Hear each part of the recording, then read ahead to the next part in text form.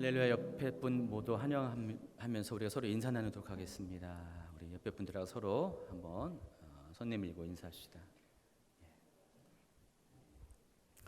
자, 하나님 말씀 같이 읽도록 하겠습니다. 로마서 8장 1절부터 12절까지의 말씀입니다. 로마서 8장입니다. 다 찾으셨나요? 못 찾으신 분은 화면을 보고 같이 읽도록 하겠습니다. 같이 있습니다. 그러므로 이제 그리스도 예수 안에 있는 자에게는 결코 정죄함이 없나니 이는 그리스도 예수 안에 있는 생명의 성령이 법이 죄와 사망의 법에서 너를 해방하였습니다.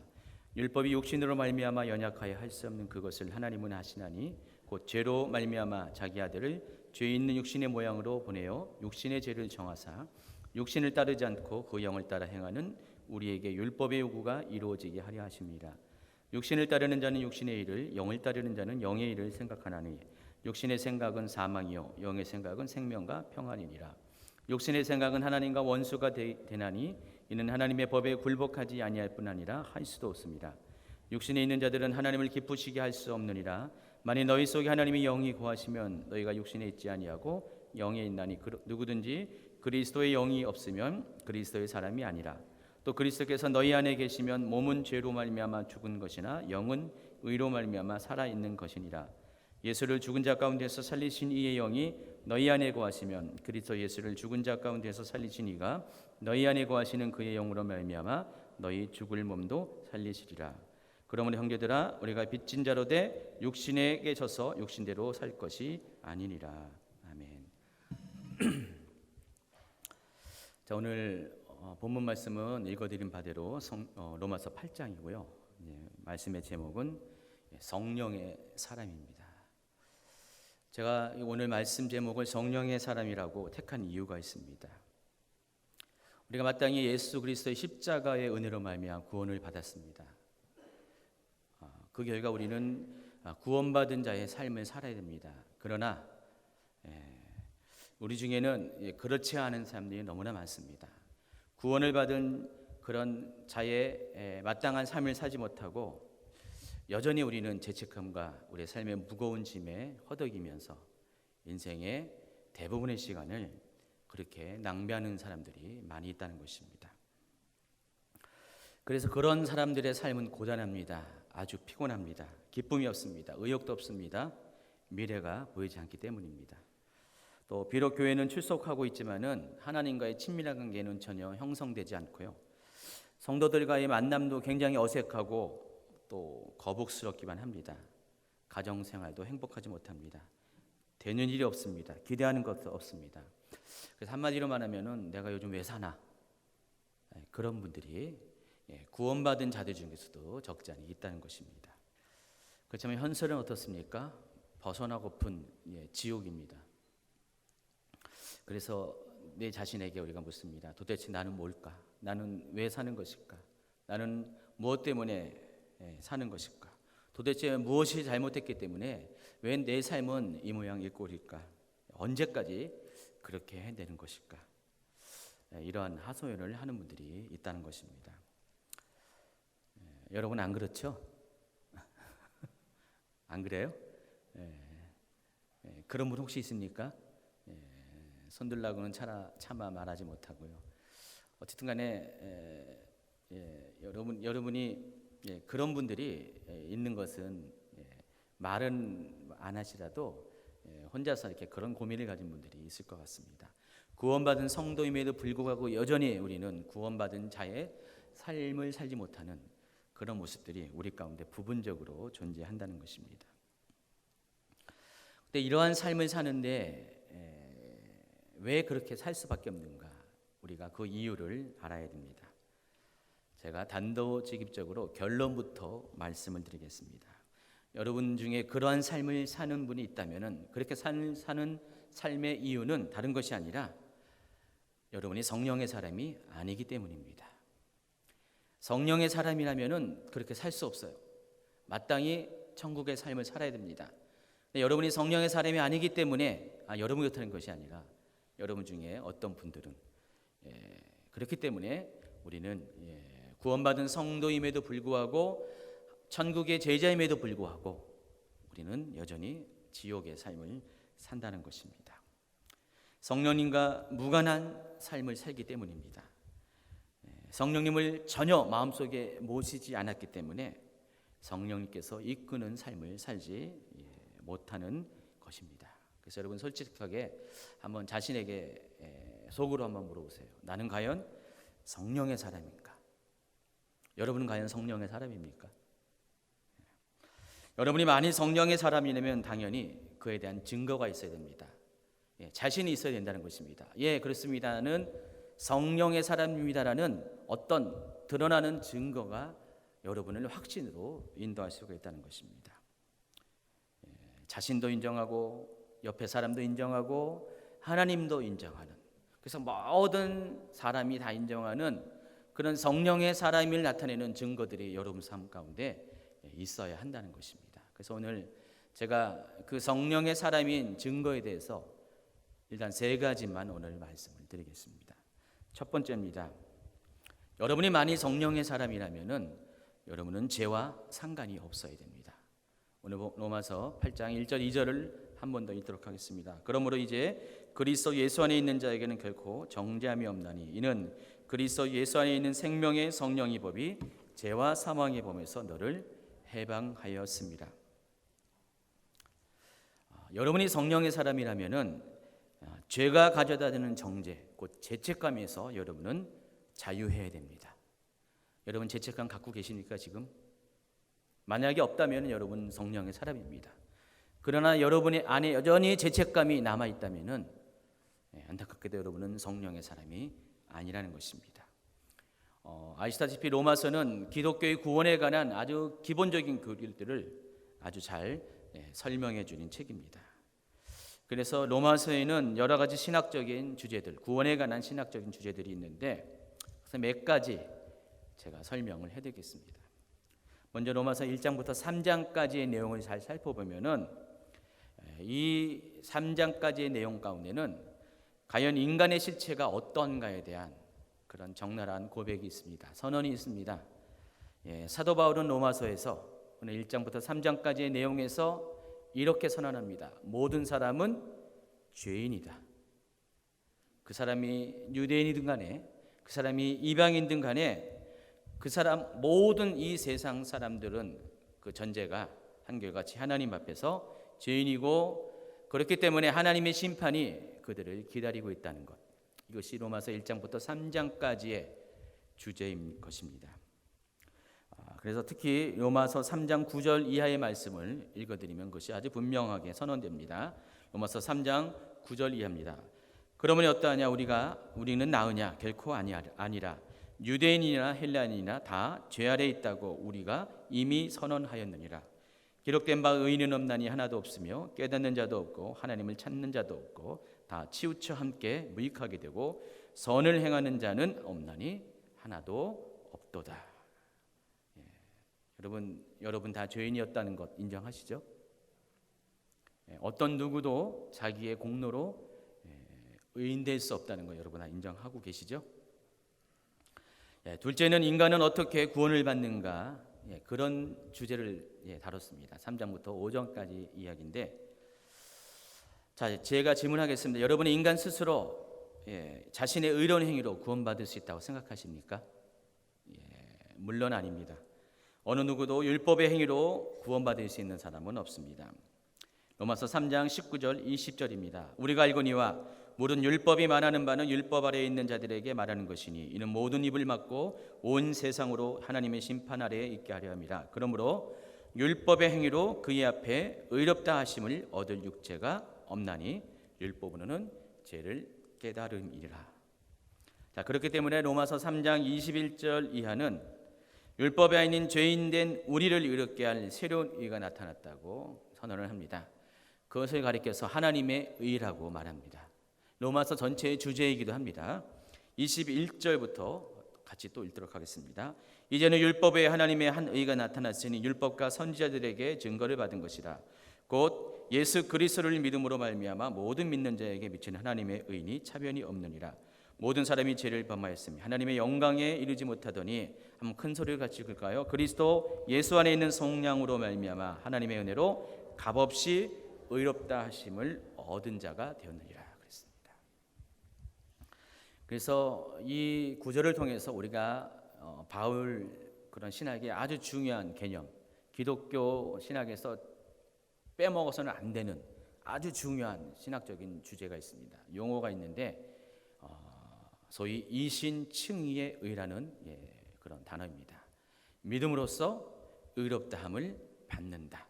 하나님은 그러한 자들을 의인이라 말씀하신다는 그런 이야기입니다. 자, 로마서의 세 번째 주제입니다.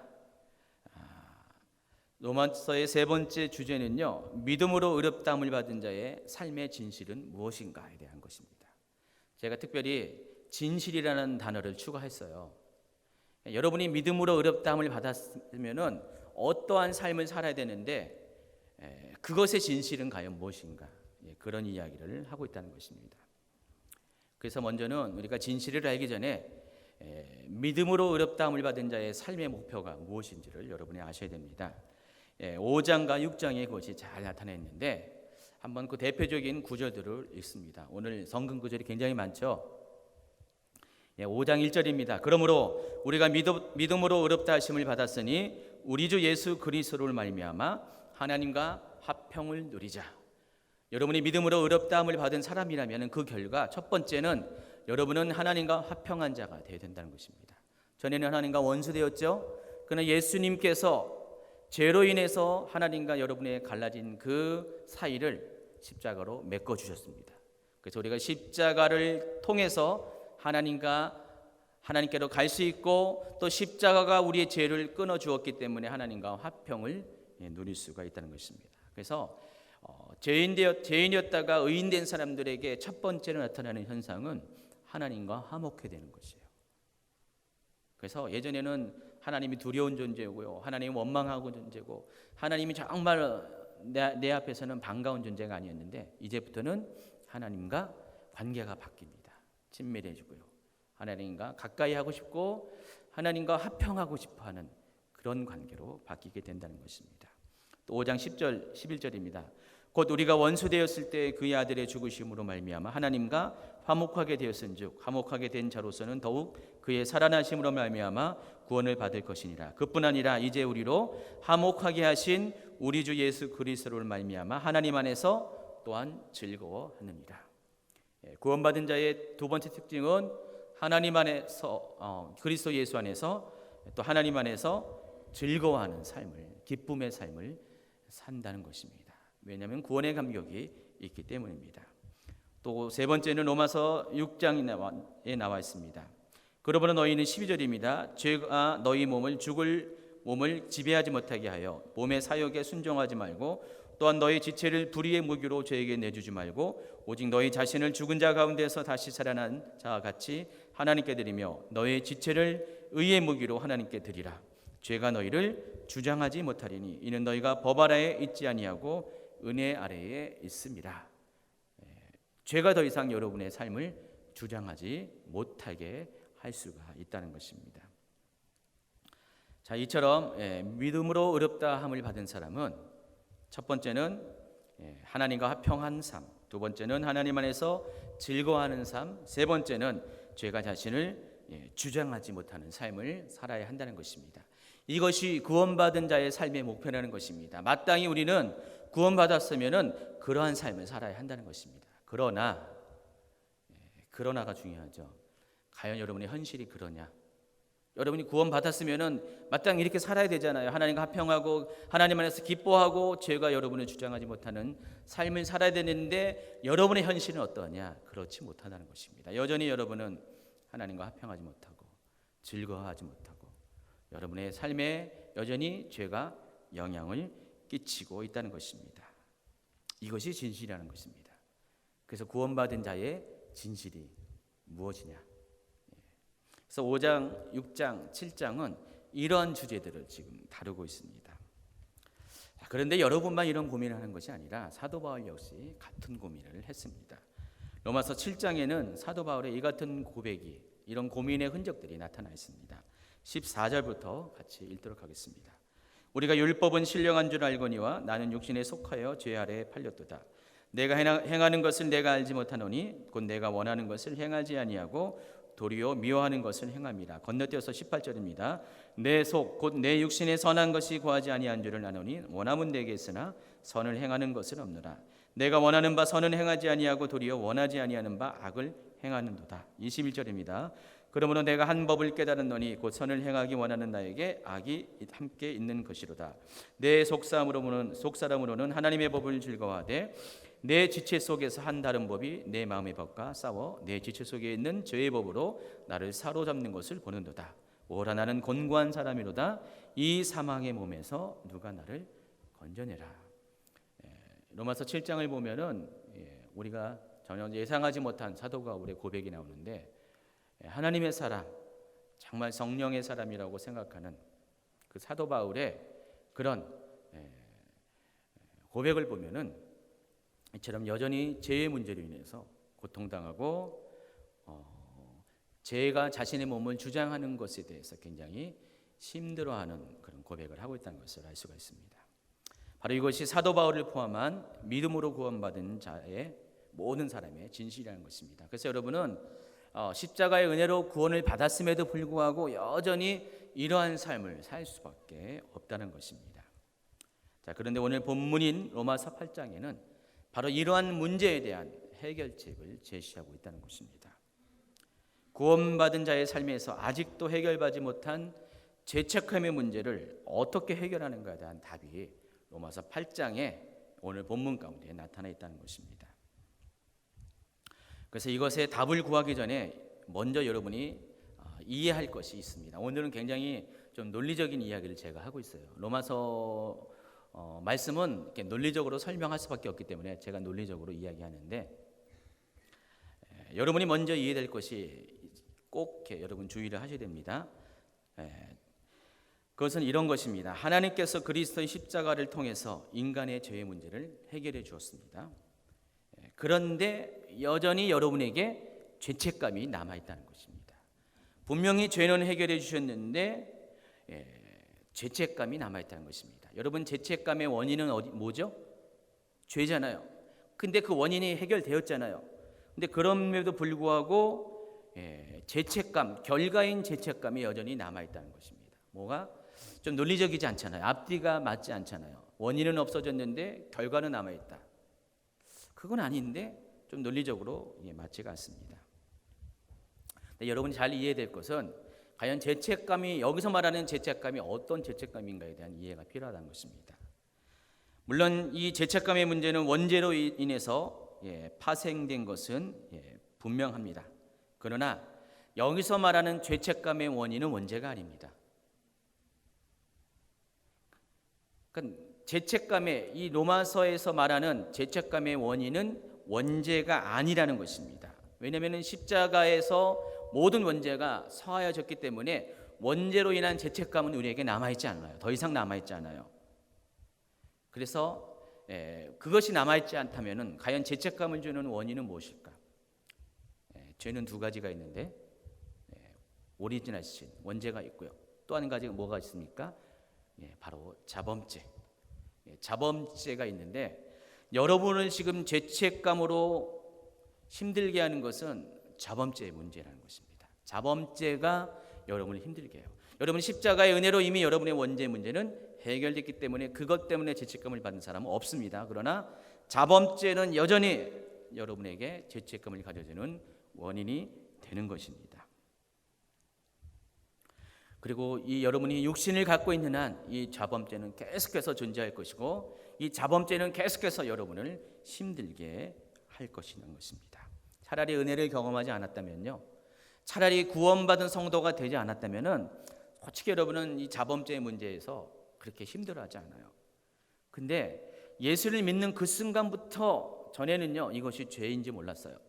전에는 이것이 하나님 앞에 잘못이라는 것을 몰랐는데, 하나님을 알고 하나님의 말씀을 알고 율법을 알게 되면서부터 계속해서 그때부터 우리는 죄에 대한 부담감이 생기기 시작하는 것입니다. 사도 바울은 율법의 역할에 대해서 뭐라고 그랬습니까? 죄를 깨닫게 하는 것이라고 했어요. 그러니까 율법은, 하나님의 말씀은 죄를 깨닫게 하는 역할을 하기 때문에 하나님의 말씀을 알수록 계속해서 내 안에 죄책감이 들 수밖에 없어요. 그래서 5장, 6장, 7장의 사도 바울의 그 고백이 바로 그러한 것으로 인한 고백이라는 것입니다. 여러분이 하나님을 점점 알아갈수록 신앙생활이 깊어질수록 더 많은 시간 동안 하나님의 말씀을 들어서 여러분 안에 죄책감은 커지게 된다는 것입니다. 바로 이것이 진실이라는 것이에요. 구원받은 자의 진실, 여전히 죄책감으로 인해서 힘들어한다. 오히려 하나님의 말씀을 알면 알수록 더욱더 더 중한 죄책감의 무게에 늘리는 삶을 살 수가 있다는 것입니다. 그래서 로마서 8장은 이 문제에 대한 답을 가르쳐주고 있는데 그 답이 뭡니까? 성령이십니다. 성령은 여러분이 자범죄로 인해서 갖게 되는 죄책감, 그 정죄감에서부터 여러분을 해방시켜 주시는 분이십니다. 자, 그렇다면 우리가 또 오해할 수가 있어요. 그러면 성령은 마치 우리가 아파 있는데, 통증을 갖고 있는데 무슨 마취 주사라도 놔가지고 그 통증을 느끼지 못하게 하는 것처럼 여전히 우리가 죄책감을 갖고 있는데 죄책감을 느끼지 못하게 하시는 그런 역할을 하는 것은 아니신가? 여러분 그렇게 생각하십니까? 아닙니다. 성령께서 여러분의 죄책감을 잊어버리게 하시는 그 뜻이 아니라 성령이 하시는 역할은 죄책감을 가질 행동을 여러분이 하지 않도록 도와주신다는 것입니다. 성령은 바로 그런 분이세요. 우리의 죄책감을 씻어주시는 그런 분이 아니라, 잊게 하시는 분이 아니라 여러분을 하여금 죄책감을 가질 수 있는 행동을 하지 않도록 도와주시는 분, 그게 성령님이시라는 것입니다. 로마서 8장 3절, 율법이 육신으로 말미암아 연약하여 할 수 없는 그것을 하나님은 하시나니.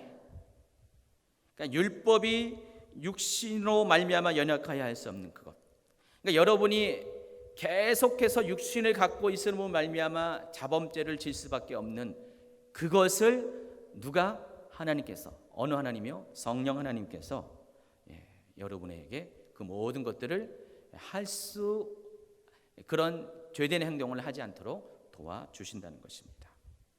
육신을 따르지 않고 4절입니다. 그 영을 따르는 행하는 우리에게 율법의 요구가 이루어지게 하려 하십니다. 그러므로 성령께서 여러분 안에 계시고 또 여러분 또한 성령님과 동행할 이유가 분명합니다. 만일 여러분이 성령의 사람이 아니면 아무리 원죄의 문제를 해결했다 할지라도 여러분 여전히 자범죄로 인한 죄책감에서 해방받을 수 없기 때문입니다. 그래서 성령의 사람은 어떤 사람인가? 성령님의 도우심으로 말미암아 육체의 연약함으로 인한 자범죄의 문제에서, 곧 죄책감의 문제에서 자유를 경험한 사람, 이런 사람이 성령의 사람이라는 것입니다. 이것이 여러분의 성령의 사람임을 확인할 수 있는 첫 번째 증거라는 것입니다. 만일 여러분 안에 죄로 인한 죄책감이 지금 없다, 여러분은 성령의 사람이라는 것이죠. 그런데 여전히 죄로 인한 죄책감이 계속 남아있어서 날마다 로마서 7장의 그 과정에서, 단계에서 벗어나지 않고 계속 거기 머물러 있어서 정말 예배는 드리는데 더 힘들고, 하나님은 알면 알수록, 말씀을 알면 알아가면 알아갈수록 더 여러분의 내면이 비참해진 것을 느끼고 있다면 여러분은 성령의 사람이 아니라는 것입니다. 그러니까 성령께서 여러분을 주장하고 있지 못하는 증거라는 것입니다. 그렇다면 어떻게 돼요? 성령의 사람이 아니면 어떤 사람입니까? 여러분 여전히 육신의 사람이라는 것입니다. 자, 여러분이 성령의 사람을 알게 하는 두 번째 증거가 있습니다. 바로 여러분의 생각입니다. 5절과 6절을 읽도록 하겠습니다. 육신을 따르는 자는 육신의 일을, 영을 따르는 자는 영의 일을 생각하나니 육신의 생각은 사망이요 영의 생각은 생명과 평안이니라. 여러분이 성령의 사람이라면 여러분은 마땅히 영의 일을 생각해야 됩니다. 예전에는 육신의 일을 생각했는데 여러분이 안에 성령이 계시면은 성령이 주시는 생각, 곧 영의 생각을 해야 한다는 것입니다. 사도 바울은요, 골로새서에서 육신의 생각을 땅의 것으로 표현하고요, 또 영의 생각을 위의 것, 하늘의 것으로 표현을 합니다. 그래서 골로새서 3장 1절 말씀을 읽도록 하겠습니다. 그러므로 너희가 그리스도와 함께 다시 살리심을 받았으면 위의 것을 찾으라. 거기는 그리스도께서 하나님 우편에 앉아 계시느니라. 위의 것을 생각하고 땅의 것을 생각하지 말라. 계속해서 뭐라 하겠습니까? 위의 것을 생각하라. 땅의 것을 생각하지 말라고 했습니다. 여기서 땅의 것은 어떤 것일까요? 육신의 생각은 과연 무엇을 말하는 것인가? 5절에 나와 있습니다. 그러므로 땅에 있는 지체를 죽이라. 곧 음란과 부정과 사욕과 악한 정욕과 탐심이니 탐심은 우상 숭배니라. 여기서 말한 이 5가지의 것들은 바로 육신이 주는, 땅의 것이 주는 생각이라는 것입니다. 여러분, 생각이 중요한 이유가 있습니다. 왜 중요합니까? 생각이 곧 말과 행동을 결정하기 때문에 그렇습니다. 그래서 잠언서는요, 사람의 생각이 곧 그 사람이라고 말씀을 하고 있습니다. 사람들은 생각하는 대로 말하고 행동합니다. 그래서 만일 여러분이 음란한 생각을 하면 어떻게 됩니까? 여러분의 말은 음란한 말, 여러분의 행동은 음란한 행동을 하게 된다는 것입니다. 갑자기 음란한 행동을 하는 것이 아니에요. 여러분의 생각 안에 그것이 있기 때문에 그 생각이 말과 행동으로 표현이 되는 것입니다. 여러분이 많이 부정한 생각을 하면 여러분 부정한 생각을, 행동을 할 수밖에 없습니다. 사욕과 악한 정욕과 탐심 모두가 마찬가지입니다. 땅의 것에 대한 생각, 그 육신에 대한 생각이 반드시 여러분으로 하여금 육신의 행동을 하게 한다는 것입니다. 그래서 이어지는 8절과 9절은 육신의 생각으로 말미암아 열매에 맺어진 육신의 행동들을 이렇게 소개합니다. 오늘 성경 기적 굉장히 많이 있죠. 골로새서 3장 8절 9절입니다. 골라지 마세요. 이제는 너희가 이 모든 것을 벗어버리라. 곧 분함과 노여움과 악의와 비방과 너희의 입에 부끄러운 말이라. 너희가 서로 거짓말을 하지 말라. 옛사람과 그 행위를 벗어버리고. 자, 그 여러분 안에 있는 육신의 생각으로 말미암아 여러분의 삶 가운데 나타나는 말과 행동이 뭐라 그랬습니까? 분함, 노여움, 악의, 비방, 부끄러운 말, 거짓말. 이런 것들은 다 어떤 것이에요? 말과 행동이에요. 그 육신의 생각으로 말미암아 결과로 나타나는 말과 행동이 바로 이런 것이라는 것입니다. 그래서 여러분은 처음부터 생각조차 하지 마셔야 돼요. 육신의 생각을 하지 않으면은 이런 육신의 행동을 하지 않게 되기 때문에. 그래서 여러분, 생각을 지키는 것이 곧 여러분의 마음을 지키는 것이고, 여러분의 마음을 잘 지켜야지 여러분 안에 성령의 사람인가 아니면 육신의 사람인가가 결정이 된다는 것입니다. 계속해서 골로새서는요, 위의 것에 대한 소개를 합니다. 여러분, 위의 것을 생각하면 어떻게 됩니까? 여러분, 어떤 행동을 합니까? 위에 하늘에 속한 행동을 하게 됩니다. 하나님에 속한 행동, 하나님이 기뻐하는 행동을 하게 되는데, 골로새서 3장 12절부터 15절에는요, 여러 가지의 하늘에 속한 그런 생각으로 인한 그런 말과 행동에 대해서 이렇게 소개합니다. 그러므로 너희는 하나님이 택하사 거룩하고 사랑받는 자처럼 긍휼과 자비와 겸손과 온유와 오래 참음을 옷 입고, 누가 누구에게 불만이 있거든 서로 용납하여 피차 용서하되 주께서 너희를 용서하신 것 같이 너희도 그리하고, 이 모든 것 위에 사랑을 더하라. 이는 온전하게 매는되니라. 그리스도의 평강이 너희 마음을 주장하게 하라. 너희는 평강을 위하여 한 몸으로 부르심을 받았나니 너희는 또한 감사하는 자가 되라. 여기는 열거된 단어들, 긍휼, 자비, 겸손, 온유, 오래 참음, 용서, 사랑, 평강, 감사. 이 단어들을 잘 보면은 다른 성경 구절에 나오는 것과 굉장히 중복된다는 것을 느낄 수가 있어요. 어디에 이런 단어들이 많이 나왔습니까요? 갈라디아서 5장 22절. 오직 성령의 열매는 사랑과 희락과 화평과 오래 참음과 자비와 양성과 충성과 온유와 절제니. 이 9가지의 성령의 열매는 곧 무엇의 열매입니까? 성령의 생각의 열매예요. 우리가 성령으로 생각하면은 그 열매가 이렇게 9가지로 나타나게 된다는 것입니다. 그래서 사도 바울은 골로새뿐만 아니라 이 갈라디아서에서도 동일한 패턴으로 약간 표현만 다를 뿐이지 우리 안에 있는 성령의 생각과 육신의 생각을 이렇게 정리를 하고 있습니다.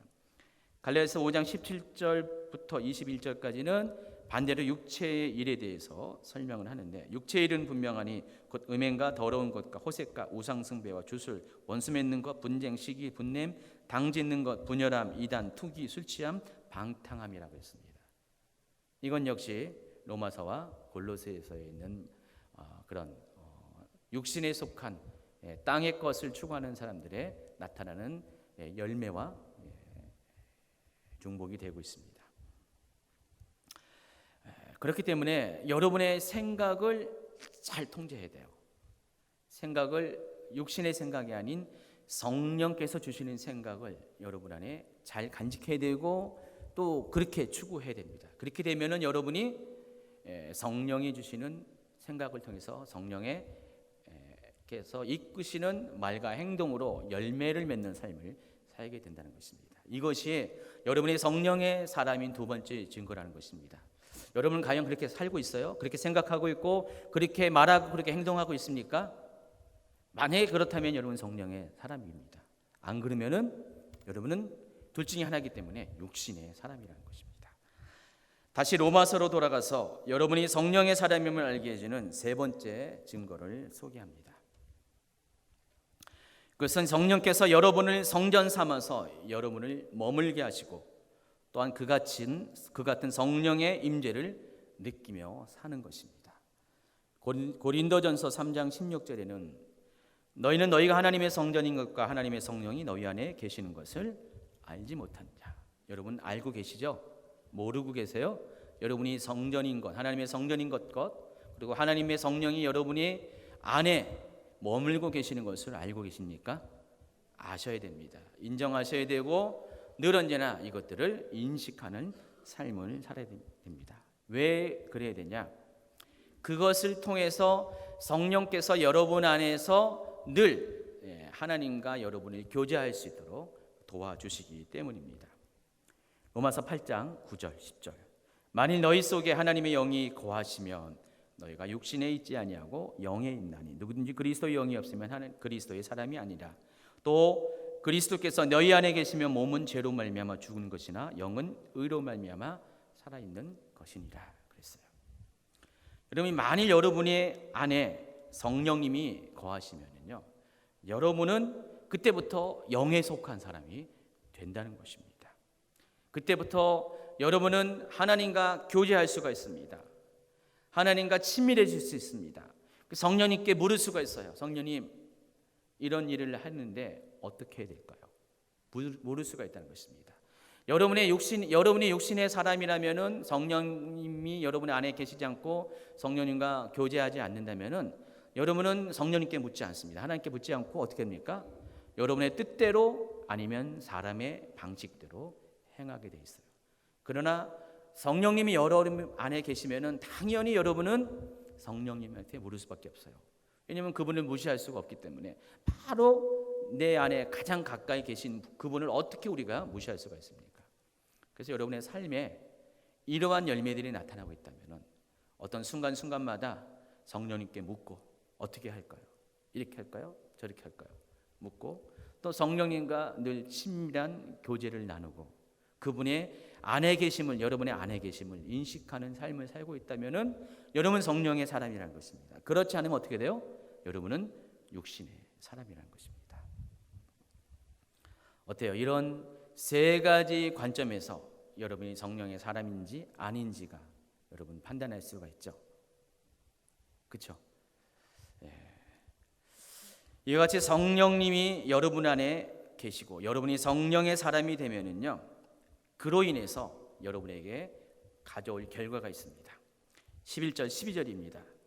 예수를 죽은 자 가운데서 살리신 이의 영이 너희 안에 거하시면 그리스도 예수를 죽은 자 가운데서 살리신 이가 너희 안에 거하시는 그의 영으로 말미암아 너의 죽을 몸도 살리시리라. 굉장히 중요한 겁니다. 오늘 결론에 해당하는 것이죠.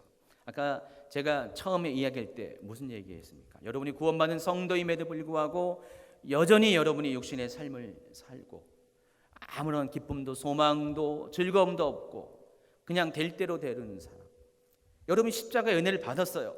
그리스도 안에 속해 있어요. 교회에서 오랫동안 신앙생활을 하고 있어요.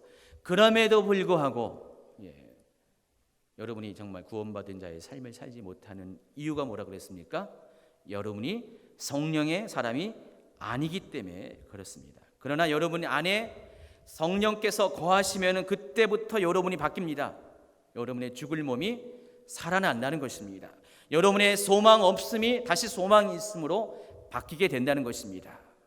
여러분 속에 기쁨 없는 것이 이제는 다시 큰 기쁨으로 바뀌게 된다는 것입니다. 그리고 12절 보세요. 그러므로 형제들아 우리가 빚진 자로 돼 육신에게 져서 육신대로 살 것이 아니니라. 전에는 여러분이 육신에 속한 삶을 살 수밖에 없기 때문에 육신에 지는 삶을 살았어요. 날마다 육신의 삶에 매여서 육신이 생각이 주는 행동대로 할 수밖에 없었는데 이제는 여러분의 성령의 사람이 되면 여러분 안에 성령이 거하시면 육신을 이길 수 있는 삶을 살 수가 있다는 것입니다. 그러므로 이제부터 여러분은 더욱더 성령의 사람으로 살아가기를 위해서 애써야 한다는 것입니다. 아마 이 말씀을 들으면서 어떤 분들은 과연 내가 육신의 사람인가 성령의 사람인가에 대해서 약간 아리까리한 사람, 아리송한 사람이 있을 것이에요. 어떨 때는 내가 육신의 사람 같기도 하고 어떨 때는 내가 성령의 사람인 것 같은데 과연 나의 진실은 뭘까? 솔직히 여러분 안에 이 두 가지는 늘 공존하는 것이 사실이에요. 바로 여러분이 육신을 입고 있다는 증거예요. 그러나 성령의 사람이라고 한다는 것은 이 두 가지가 왔다 갔다 하는 것을 말하는 것이 아니라 전적으로 우리가 성령님께 속한 삶을 살라고 애쓰고 또 그러한 것들이 여러분의 삶의 주가 된다는 것이죠. 가끔은 아주 실수할 수가 있어요. 가끔은 성령님을 놓칠 수가 있는데 이내 다시 성령님을 붙잡을 수 있도록 늘 언제나 그런 감각이 살아있는 사람, 그런 사람이 성령의 사람이라는 것입니다. 그래서 여러분이 해야 될 것이 있습니다. 결론을 맺으면은 여러분 반드시 성령님을 만나셔야 됩니다. 우리가 십자가의 은혜로 구원을 받은 것은 분명한 사실이지만은 거기에만 머물러서는 안 된다는 것입니다. 하나님께서 우리에게 두 분의 보혜사를 주셨어요. 첫 번째 보혜사는 예수님이시죠. 또 다른 보혜사가 있는데 성령님이세요. 그러니까 예수님이 떠나감이 여러분에게 유익이라 그랬어요. 왜냐하면은 더 좋은 보혜사가 오시기 때문에. 근데 어떤 분들은 계속해서 예수님만 붙잡고 있어요. 십자가만 붙잡고 있어요. 모든 그냥 삶의 모든 것들이 말하는 것, 행동하는 것 다 십자가. 근데 만약에 여러분이 십자가로만 뭉쳐 있으면은 여러분 그래도 그렇게 살 수가 있어요. 죄를 이기는 삶을 살 수가 있는데 그러나 그런 사람은 소수예요. 그래서 반드시 십자가의 은혜를 받은 사람은 그 다음 단계로 또 다른 보혜사인 성령님을 여러분 앞에 안에 모셔드려야 된다는 것입니다. 성령님을 친구 삼아서 그분과 동행하는 삶을 반드시 살아야 한다는 것입니다. 이것이 없으면 여러분이 육신을 이길 수가 없다는 것입니다. 땅의 것에 여러분이 자유할 수가 없다는 것입니다. 만약에 여러분이 그렇게 할 수 있다면 하나님께서 성령님을 보내주시지 않았겠죠. 하나님이 여러분을 너무나 잘 아시기 때문에 여러분의 육신으로 도저히 여러분이 삶을 죄의 그러니까 자범죄의 문제를 해결할 수 없기 때문에 그러니까 예수님은 원죄의 문제를 해결해 주셨어요. 근데 자범죄의 문제를 해결해 주실 분은 바로 성령님이 역할이 그렇다는 것이죠. 그래서 반드시 여러분이 성령님을 모셔야 된다는 것입니다. 성령님을 인정하십시오. 성령님을 여러분의 삶에 초대하십시오. 그리고 그분을 사랑하시기 바랍니다. 그리고 또 성령께서 주시는 생각을 취하십시오. 선택이에요. 무엇을 선택하냐에 따라 여러분의 말과 행동이 결정합니다. 여러분이 성령님을 선택하십시오. 성령이 주시는 생각을 선택하면은 자동적으로 육신의 생각은 떠날 수밖에 없어요. 우리의 마음은 그릇과 같아서 용량의 한계가 있다는 것입니다. 그래서 모든 것을 한없이 채울 수 있는 것은 아니에요. 여러분 스스로도 여러분의 생각의 한계를 느끼잖아요. 용량 찼다, 그런 표현을 많이 하잖아요. 실은 다 있어요. 한계가 있습니다. 근데 여러분의 그릇 안에 성령님으로 가득 채우면 어떻게 돼요? 육신의 생각이 있을 자리가 없게 된다는 것입니다. 그래서 먼저 적극적으로 성령님의 주시는 생각을 자꾸만 취하세요. 취할 수 있는 여러 가지 구체적인 행동들이 있는데 오늘 다 못하겠죠.